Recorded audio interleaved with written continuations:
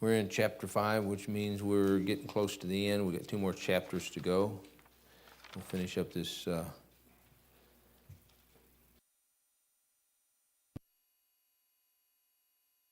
this chapter's not too bad, chapter 5, if we understand what we're getting ourselves into. Professor Fink, yes, that's his name.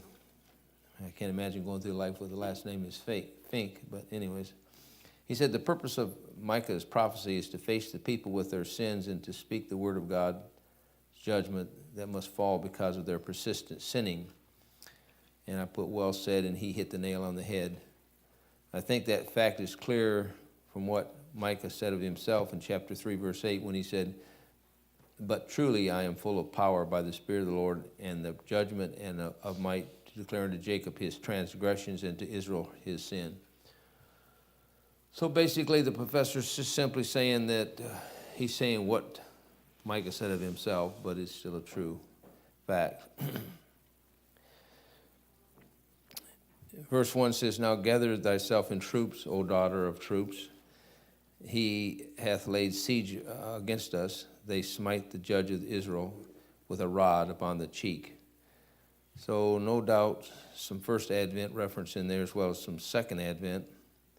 The last part of the verse, smite the judge of Israel with a rod upon the cheek. Whether that's first Advent, I would say probably so. But the first part of it is second Advent. Turn to 2 Kings a minute.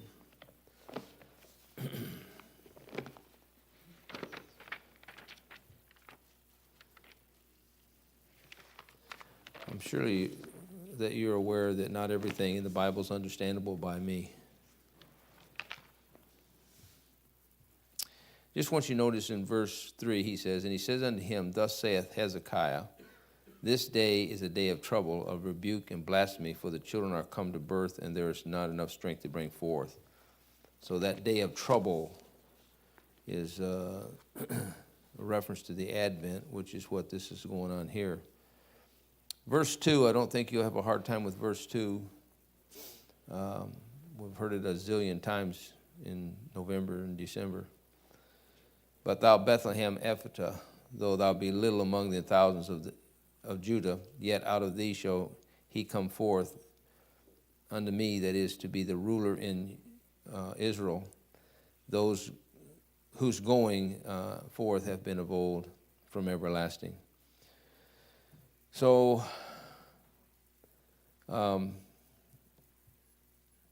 notice here he says, I'll find my place here. I'm sorry, I lost my place. Verse 3, let's look at verse 3 along with this here.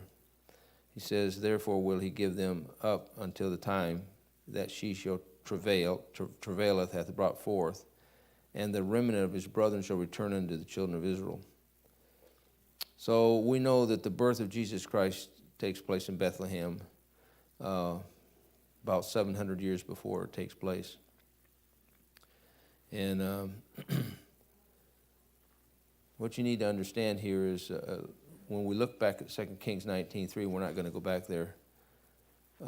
He talks about their travail, but let's go to Jeremiah chapter 6 a minute. And the travail is, of course, is reference to a woman bringing forth a child. And if you look at the nation of Israel, they have had that travail many times.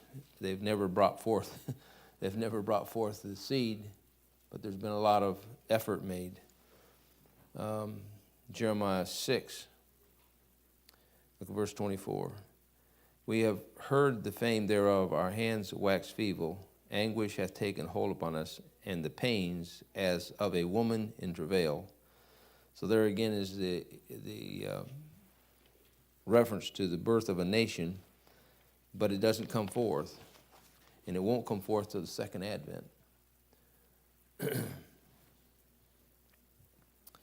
So he says in verse, get my thing around here. In verse 2, we just looked at. I think I'll have you turn back to Genesis 49 just for the reference point. Genesis 49. Now, you might say something like this, I don't get it, and that's understandable. You know how many times I've been through some of this and I still don't get it? And you'll find that's true. You'll go through stuff and you won't get it, and you won't get it, and you won't get it, and then all of a sudden there it is. But that takes a lot of reading and studying to get there. So if you don't get it, that's okay. There's no shame in not getting it. You know, some people say, what do you mean you don't understand? Well, there's a lot of things I don't understand. If you lift the hood of my car, I don't understand what's going on under there. I'm glad somebody does. All right, 49 verse 10. The scepter shall not depart from Judah, nor a lawgiver from between his feet, until Shiloh come, and unto him shall the gathering of the people be. Well, we know we have the gathering of the troops, verse 1, remember that? Here in Micah, chapter 5. But what I want you to see here is the reference to the ruler in Israel from Micah chapter 5, verse 2.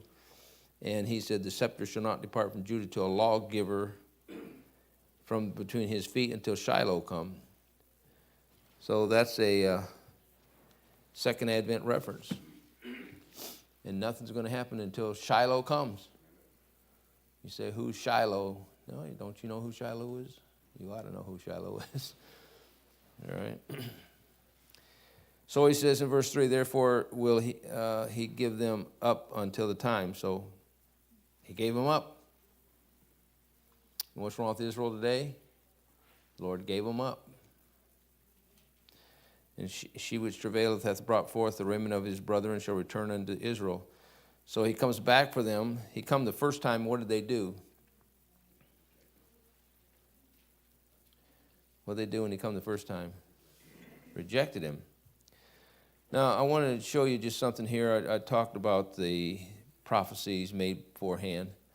And the promise of his virgin birth was given back in Genesis chapter 3, verse 15. Now, again, the verse alone probably won't help you, but if you take it into context and follow it through, you'll see that prophecy of the virgin birth of Jesus Christ was made 4,000 years before he come. The manner of his birth, how it would be, Isaiah 7:14. The virgin shall conceive and bring forth a son, thou shalt call it, made 700 years before he was born. The place of his birth, that's our text, another 700 years. The death and how he would die, Isaiah 53.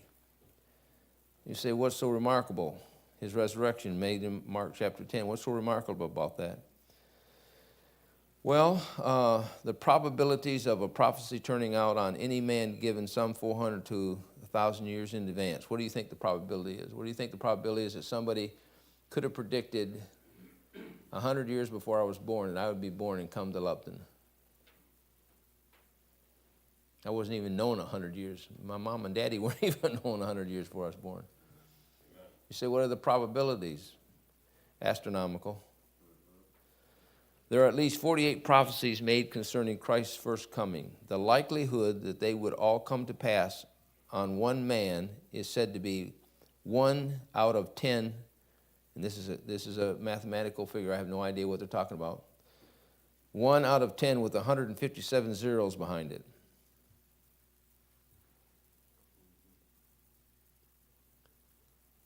One out of 10 to the 10th power of 157 zeros behind it. That 48 prophecies couldn't come true in one man. And there was more than that. This is just prophecies concerning the second advent. So if somebody tells you the Bible isn't true, best thing to do is probably take another drink of your pop and go on. Now, there's some other prophecies, and we're not going to take time to go to those. But if you get to digging in your book and you get to studying, you'll come across them. All right, we spoke earlier of the travailing, so I'm not going to repeat that. The brethren are the ones that the judge came for. We talked about that. What did they do the first time? They said they rejected him. They obviously did not accept him, but they will on the second trip. Hebrews chapter 9, verse 28. Let's go there.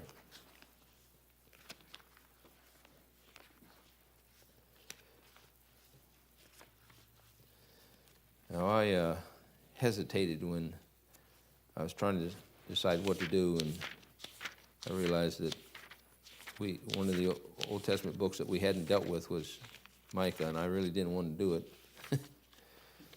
But sometimes you have to do what you don't want to do. All right, chapter 9. And verse 28.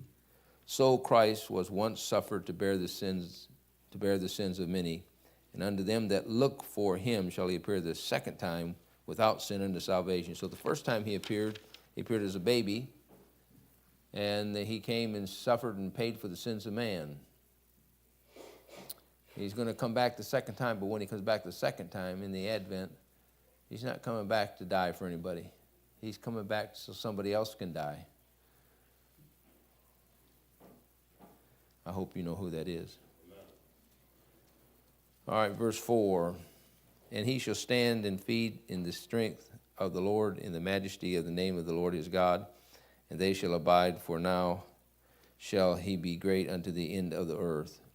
And this man shall be the peace when the Assyrian, mark that guy, shall come into our land, and when he shall tread in our palaces, and he shall rise up against him 7 shepherds and 8 principal men.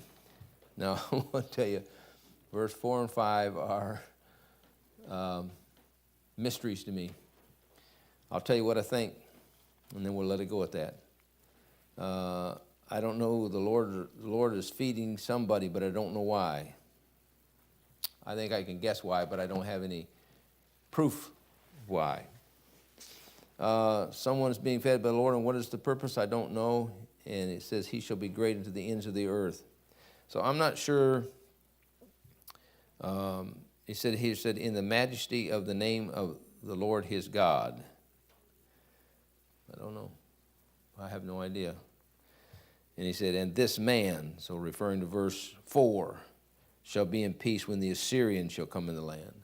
And the Assyrian is a picture of the Antichrist. It's a picture of the people that hate the nation of Israel. If you study Assyria. 7 shepherds and principal man. I don't know.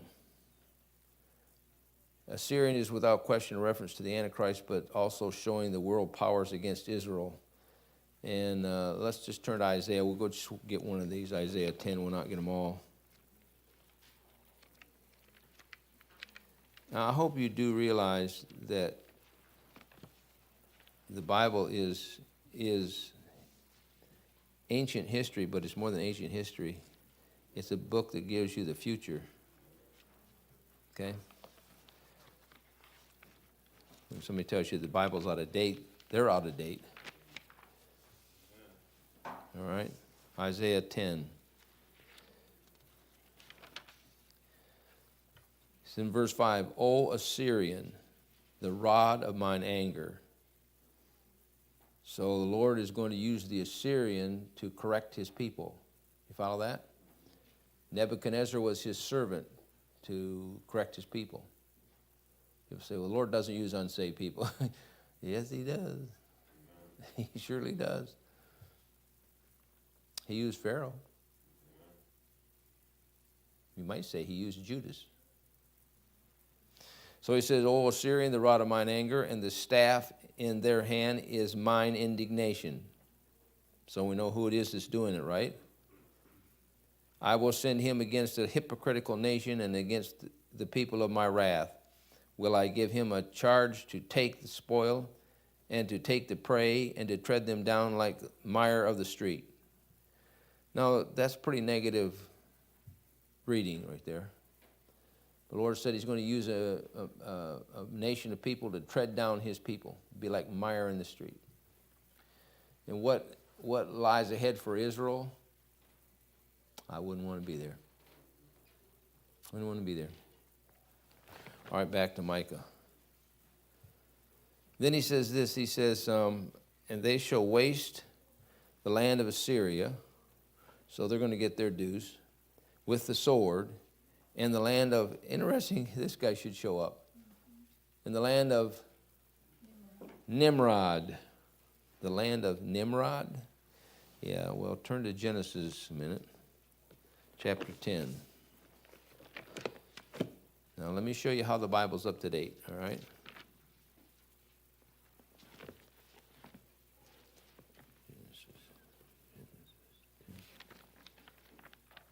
Show you how it's up to date.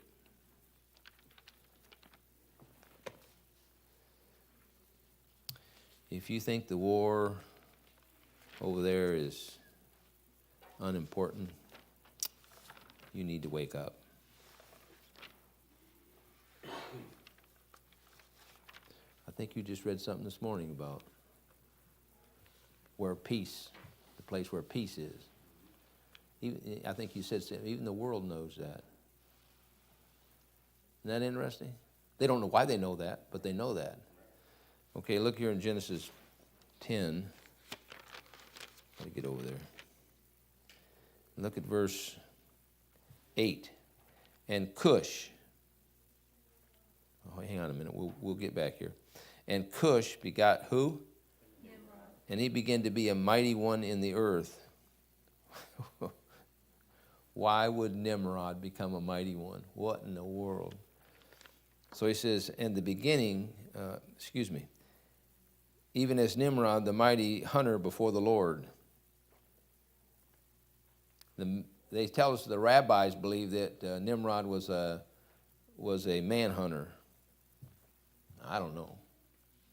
I'm just telling you what they say. And the Bible doesn't tell you what he hunts for. All right? But if you know anything about the last days, all right, so let's go here a minute. He was a mighty hunter before the Lord. Wherefore it is said, even as Nimrod, the mighty hunter before the Lord.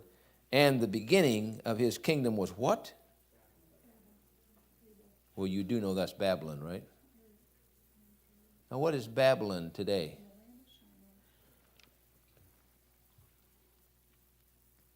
Don't y'all know?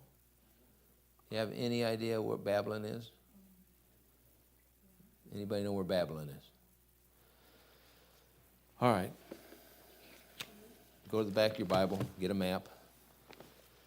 See, unless you know this, where all this stuff is, what does it mean to you to read about? You know, it's like somebody reading about Michigan and they live in the other part of the world. If they don't look up to see where Michigan is, what does it mean to them? It could be over by California for all they know. What's California?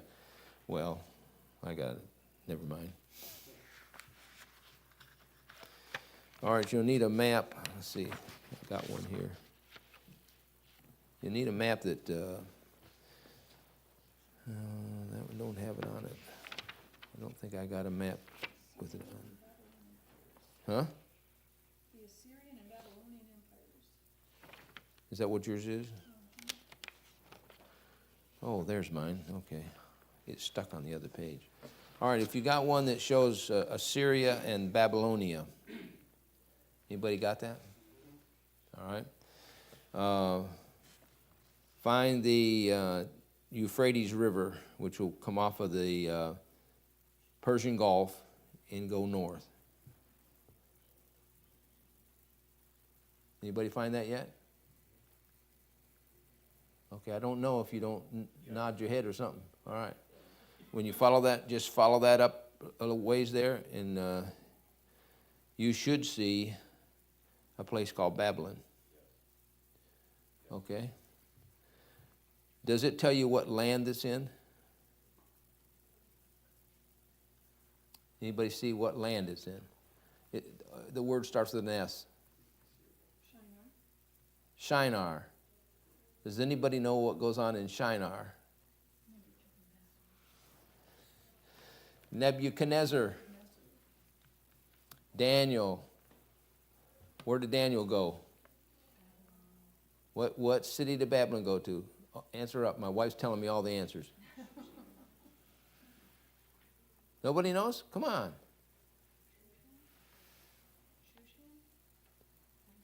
That was the palace. Yeah, you're close. They went to Babylon. Where do you think they're centering all this stuff today? Where's it going at today? Iraq, Iran. If you follow that down, that's where you're going to be. That's the land. Say, what are you saying? I'm telling you, your Bible's up to date.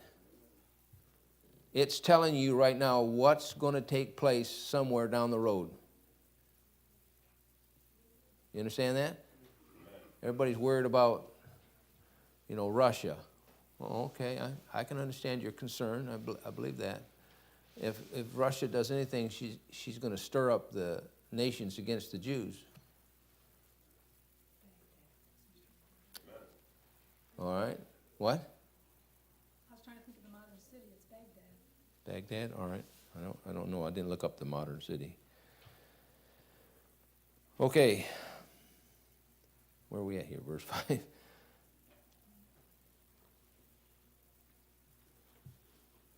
Oh, I was going to say, I don't know who the 7 shepherds are or who the 8 principal men are, but let's turn to Revelation 17 a minute. We'll just cover that before we go on here. I really don't have any idea what the Lord's talking about there. Maybe he didn't intend for me to know. I don't know.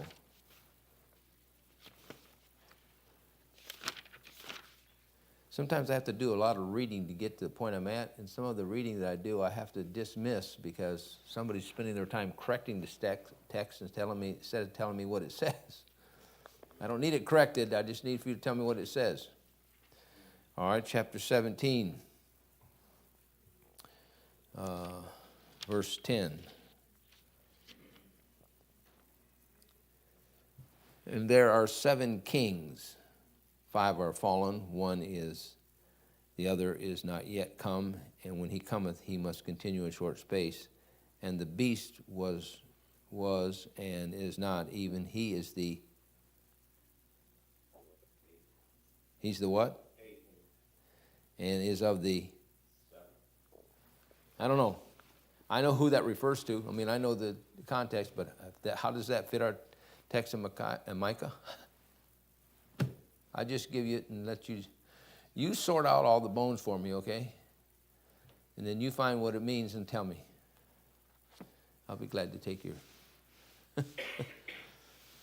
Sometimes I go over this stuff 2 or 3 times until I'm actually confused. So he said, start here at the beginning. They shall waste the land of Assyria with the sword, and the land of Nimrod. So that's going to be Shinar, Babylon, Iraq, Iran, that area up there. I wish I would have copied it, brother, gave it to you. It's not even a Christian site.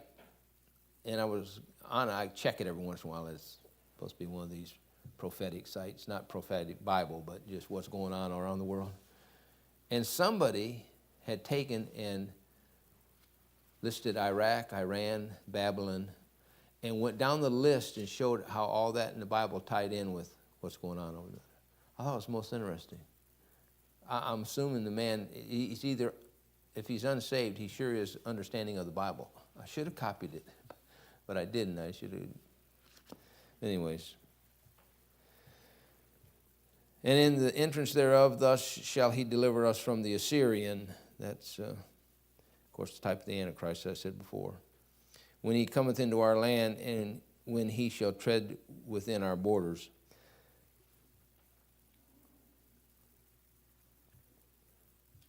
And verse 7 says, and the remnant of Jacob shall be in the midst of many people. Now, he says something here which I'm not sure. I think I can I'll run some stuff for you here, but I'm not sure of all of it. He said, the people as a dew from the Lord. Okay, I think I'm going to ask, because I'm not trying to think that you're stupid, but you do know what dew is, right? You do know what dew is on the grass. Stuff that showed up this morning? Yeah, that's called heavy dew. That's close to Mountain Dew then, right? Yeah, close to Mountain Dew, brother. If you go out there and eat something, tell me if it's close to Mountain We Dew. have dogs. Oh, okay.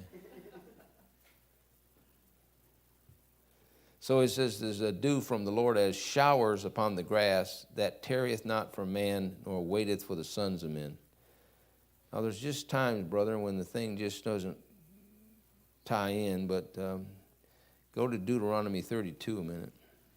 Do you ever notice how many times we turn to Deuteronomy? Especially the 32nd chapter.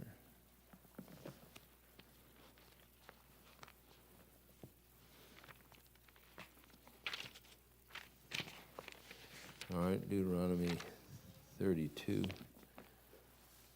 Look at verse 2. My doctrine shall drop as the rain. My speech shall distill as the dew, as the small rain upon the tender herb, and as the showers upon the grass. Now, we read about the dew and the showers in our text here in Micah. I'm not sure what they have to do with it, but I do know that this is going to be referenced. This whole thing, if you go down through here, is going to have Second Advent reference to it. So I can't tell you for sure, but I think that means the Lord's going to give them the necessary moisture, the necessary rain that they need. Look at Psalm 72 a minute.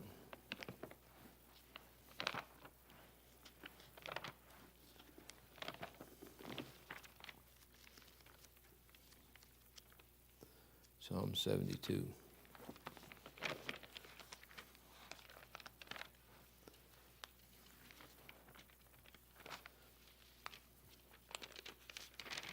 And verse 6.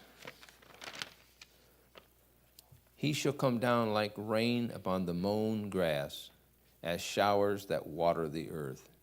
Now, the whole psalm, you can go back and check it out, but it has to do with Advent.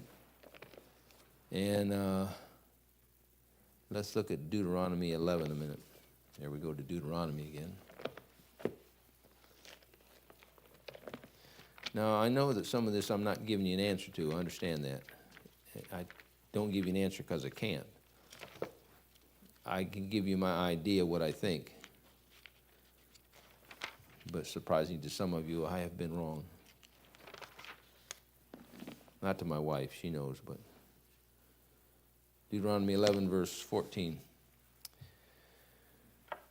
This is the Lord talking to the nation of Israel in their latter days, and he says, that I will give you the rain of your land in his due season, the first rain and the latter rain, that thou mayest gather in thy corn and thy wine and thy oil. So the Lord's going to give them an opportunity at the end. He's going to give them the right moisture. He's going to give them the right stuff so they can grow their food. I don't know if it's a literal thing all the time, but I'm going to say it is.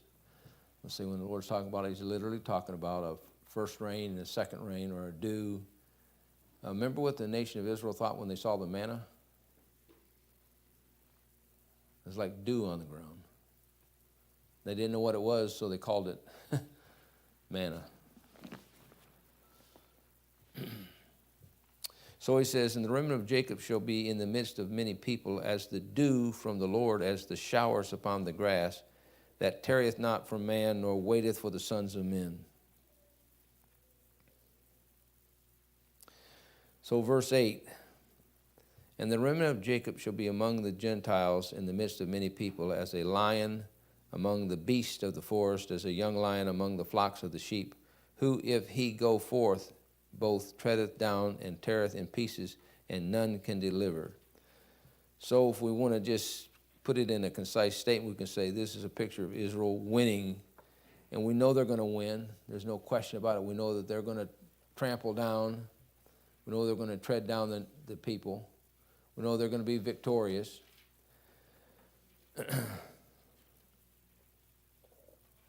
You want Joel 2, if you want it for your own reference, you can go to there. In verse 9, he says, that thy hand shall be lifted up upon thine adversaries, and all thine enemies shall be cut off. So, victory for Israel. Let's look at Jeremiah just a minute. Jeremiah 30. I mean, if you were to look right now to the nation of Israel and look at what's happened to them over the years, you would think they're losers. But they're not. The Lord's preparing them for the day they'll be victors, but until then, they stay on alert because they have enemies in every corner of the world. I know we've probably always had enemies in America, but not like we do nowadays. It's a different set of people. All right, Jeremiah chapter 30, verse 11. For I am with thee, saith the Lord. Watch now. To save thee. Though I make a full end of all nations, whether I have scattered thee, yet will I not make a full end of thee, but I will correct thee in measure, and will not leave thee altogether unpunished. So the Lord's simply saying, I'm going to get you together one of these days, even into the nations that I'm going to destroy where I've scattered you. I'm going to bring you back. But I'm going to bring you back because I got to correct you.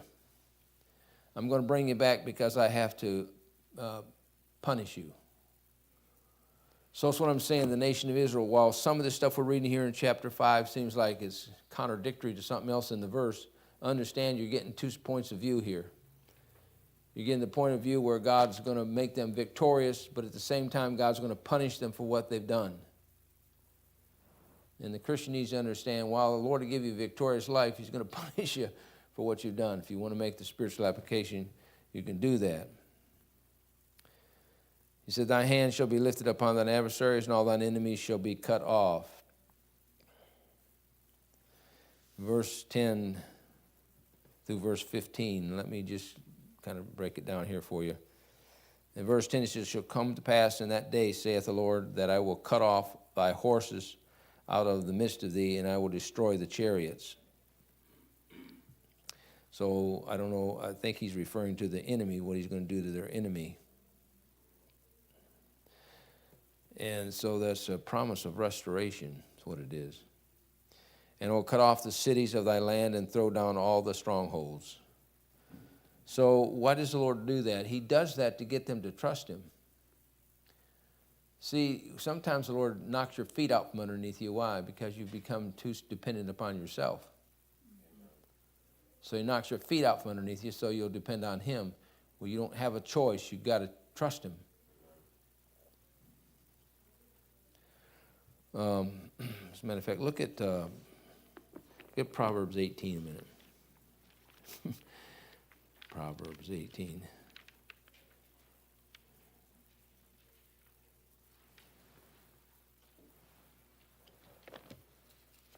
Proverbs 18. So how many of you are enjoying this? Sometimes when I get done saying what I'm saying, I'm going like, did they understand the word I just said? So forgive me if I trail off. All right, Proverbs 18, look at verse 10. The name of the Lord is a strong tower. The righteous runneth into it and is safe. The rich man's wealth is his strong city, and has a high wall in his own conceit. I just simply want you to see the first part there, verse 10. The name of the Lord is a strong tower. The righteous runneth into it and is safe. Where's safety at? It's not in the horse. It's not in the sword. It's not in the big troops, not in all that. America has come to the point where, it was interesting the other day. At our lunchtime, we always watch Wagon Train, okay? So, the old black and white movie. Amen. And they made reference, as a matter of fact, in this thing, to God, Jesus Christ, 2 or 3 times. And I said to my wife, see, one time they knew. Now if they mention Jesus Christ, it's a curse word. So your nation's gone from understanding there's a God and He has a plan for you to who's God? I don't know who God is. So then he says in verse 12, and I will cut off witchcrafts out of thine hand, and thou shalt have no more soothsayers. Look at Deuteronomy 18 a minute. No more witchcrafts, huh?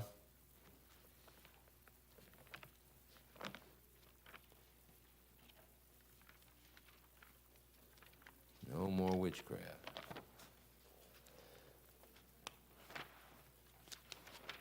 Man will try every which way, but he won't try God. 18, verse 10. There shall not be found among you anyone that maketh his son or his daughter to pass through the fire, or that uses divination, or is an observer of times, or is an enchanter, or a Witch. or a what? Witch. Okay. Or a charmer, or a consulter with familiar spirits, or a wizard, or a necromancer, somebody who communicates to or through the dead. You say, oh no, that don't happen. Probably should read your Bible again. Why would the Lord say not to do it if it doesn't happen? And people say, well, that don't ever happen. Why would the Lord say that if it didn't? Why would the Lord talk about witches if there aren't really witches? Amen. Think a minute, people. Just think about it. You don't have to be very smart to realize the world's pretty dumb. I'll just give you the reference, Exodus 22:18. We're not going to turn there, but you know what he says in that verse? Suffer not a witch to live. Do you know why they don't like the Bible? Because it's against everything they believe. It's against everything they practice. They don't want you telling them what the Bible says. Even though they say it's just a book, why do they get so upset when you tell them about it? Thy graven images also will I cut off, and thy standing images out of the midst of thee, and thou shalt no more worship the works of thy hands. Isaiah 44. Now I'm going to say this, and I'm going to be kind when I say it, all right? These religions that have idols, and that's what they are. They call them whatever they want, but they're idols according to the Lord. And the Lord's against them. Isaiah 44. Verse 9. They that make a graven image are all of them vanity, and their delectable things shall not profit, and they are their own witness. They see not nor know, that they may be ashamed. Who hath formed a god or a molten image that is profitable for nothing? Behold, all his fellows shall be ashamed, and the workmen that are of men. Let them all be gathered together. Let them stand up. Yea, they shall fear, and they shall be ashamed together. The smith with tongs both worketh in the coals, and fashions it with a hammer, and worketh it with the strength of his arms. Yea, he is hungry, and his strength faileth. He drinketh no water, and is faint. The carpenter stretcheth out his rule. He marketh it with a line. He fitteth it to the planes. He maketh it out with a compass. He marketh it out with a compass, and maketh it after the figure of a man, according to the beauty of a man that remain in his house. And I'm not going to read the rest of the chapter. You can do that if you want to. He's simply telling you this is what men do when they make images, and what the results are going to be from this idolatry. And God doesn't like it. Thy graven images also will I cut off, and thy standing images out of the midst of thee, and thou shalt no more worship the work of thy hands. And I will pluck up thy groves out of the midst of thee, and I will destroy thy cities. And I will execute vengeance in anger and fury upon the heathen, such as they have not heard. And if you want the cross-reference, Revelation 17 and 18 is the cross-reference to God bringing his vengeance upon these cities. And the thing that you need to catch when you're reading that chapter is he gives them a double portion. Whatever they did, they're going to get twice. And they don't know that. All right.